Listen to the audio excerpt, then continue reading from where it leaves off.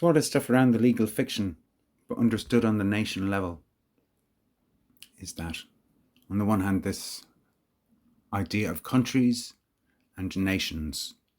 When did the British nation begin? Where's the foundation date of the British nation? It's not so well known.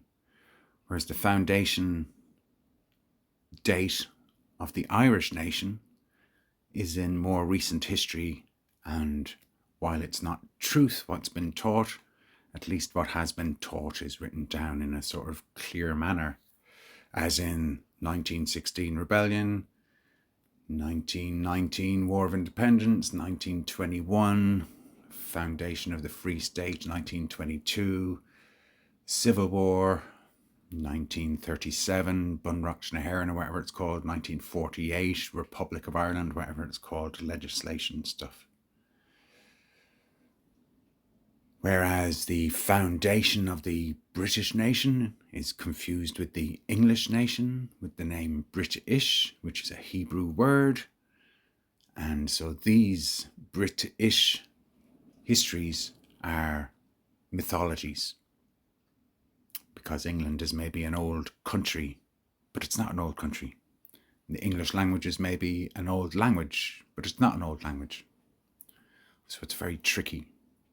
But something that's not so tricky is to understand that in the Geneva Convention, which went on at the time of the Wall Street crash, so you're talking in the time after World War II, after World War I, before World War II, in those intermediary years, there's the Geneva Conventions. And in those Geneva Conventions, the countries of Europe and America, what we call the Western world, accepted bankruptcy. That those nations were bankrupt. Those nations didn't have enough sovereignty to stay out of debt or to be able to repay the debts that they had built up over hundreds of years. Because each of the wars which those nations had amongst each other cost an awful lot of money in mercenaries, mercenaries, mercantile. And that's everything to do with the Universal Commercial Code. So it's really important and freeing for individual citizens to realize that their nations are bankrupt, morally bankrupt and financially bankrupt. And that's why countries run a deficit. That's why countries borrow money off the Bank of International Settlements in order to get through the next year ahead. And the government is there to handle the finances of those debts. They're not there to serve the people.